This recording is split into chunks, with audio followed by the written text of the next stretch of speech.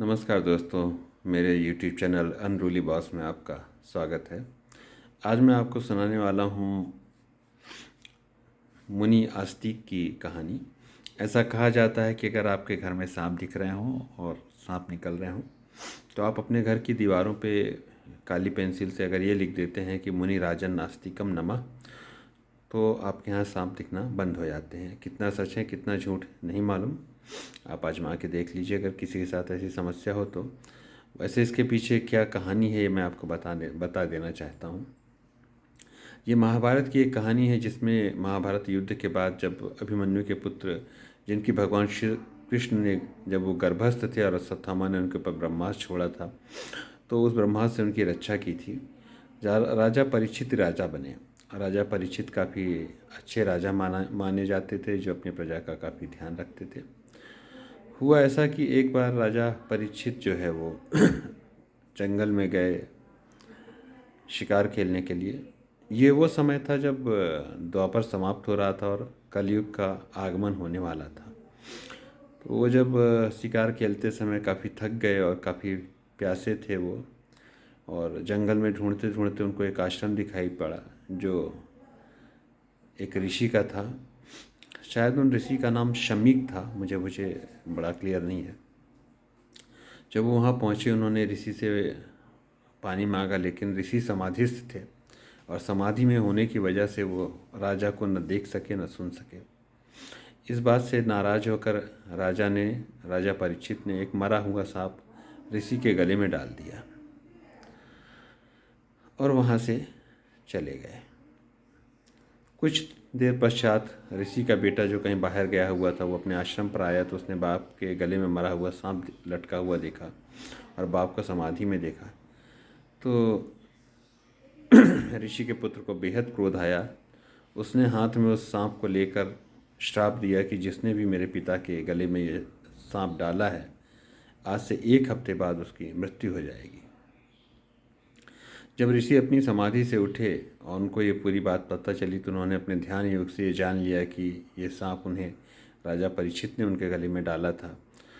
वो ऋषि अपने बेटे के ऊपर काफ़ी क्रोधित भी हुए कि उसने बिना जाने समझे एक ऐसे राजा को श्राप दे दिया जिसकी वजह से कलयुग का आगमन रुका हुआ है। अगर राजा परीक्षित चले गए तो इस धरती पर कलयुग का आगमन हो जाएगा और फिर यहाँ जो लोभ पाप बढ़ेगा उसको कोई रोक नहीं सकेगा। लेकिन अब जो होना था वो तो हो ही चुका था।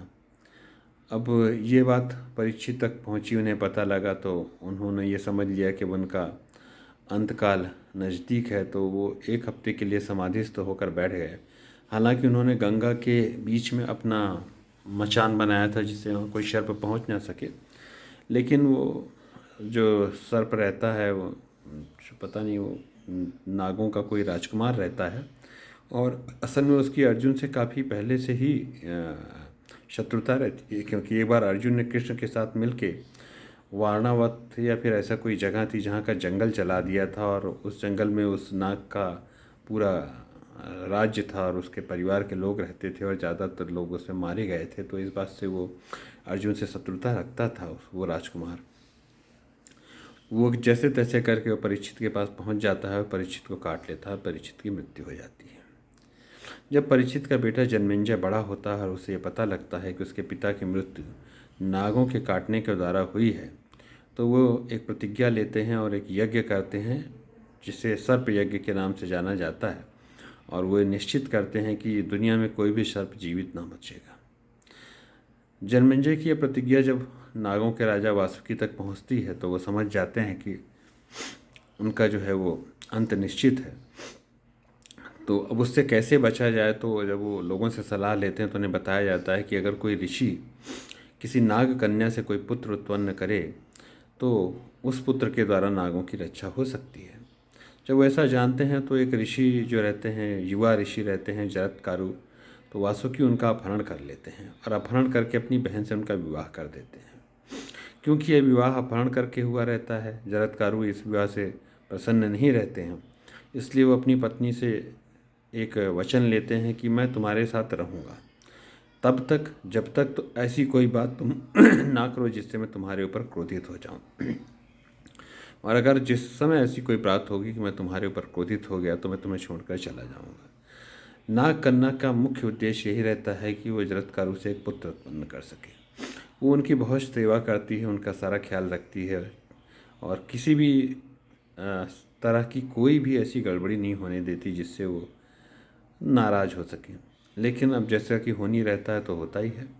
एक बार होता ये है कि जरत्कारु जो है वो अपनी पत्नी की गोद में सिर रखकर सो रहे होते हैं और संध्या का समय आ जाता है। क्योंकि अब आज के ब्राह्मण तो कुछ नहीं करते, लेकिन अगर आप ब्राह्मण हैं और सचमुच में सब चीज़ों का पालन करते हैं तो त्रिकाल संध्या ब्राह्मणों के लिए बहुत आवश्यक होती है और ब्राह्मणों को त्रिकाल संध्या को कभी भी नहीं छोड़ना चाहिए, ऐसा धर्मशास्त्र कहते हैं। हालांकि अब तो कोई भी नहीं करता। तो जब संध्या का समय हो जाता है तो उस नाग कन्या को ये लगता है कि अगर मैंने इन्हें नहीं उठाया तो इनकी संध्या नष्ट हो जाएगी, अगर उठा दिया तो ये मुझसे नाराज़ हो जाएंगे। अब वो क्या करे? तो उसने ये सोचा कि धर्म का पालन आवश्यक है, इसलिए वो जरत्कारु को उठा देती है। जब जरत्कारु की नींद टूटती है, उठते हैं तो गुस्से में बिना कुछ सोचे समझे उसको बोल देते हैं कि अब मैं तुम्हारे साथ नहीं रह सकता, मैं तुमसे अब जा रहा हूँ यहाँ से। तो क्योंकि ये पहले से उन्होंने वचन लिया रहता है कि मैं जिस समय भी नाराज़ होऊंगा तुमसे तो मैं छोड़कर चला जाऊंगा। नाग कन्या को उस समय तक ये पता नहीं रहता कि उसके पेट में कोई बच्चा है कि नहीं। वो रोने लगती है और बार बार उनसे पूछती है कि क्या वो गर्भ से है या नहीं है, क्योंकि ऋषि के द्वारा उत्पन्न किया गया पुत्र ही उसके कुनबे की या उसके कबीले के लोगों की रक्षा कर सकता था। जाते जाते ऋषि बोलते हैं आस्ति। आस्ति का संस्कृत में अर्थ होता है। तो ऐसा बोलकर वो चले जाते हैं। हालांकि ये कहानी काफ़ी मार्मिक है और बड़ी लंबी है और जो नाग कन्या है उनका एक मंदिर भी देवी के रूप में स्थापित है उत्तराखंड में। मैं उस कहानी को बाद में बताऊंगा। अभी हम सिर्फ आस्ति के ऊपर ही चलते हैं। क्योंकि वो आस्ति बोलकर चले गए रहते हैं तो जब नाग कन्या को पुत्र उत्पन्न होता है तो उनका नाम आस्तिक रखती है।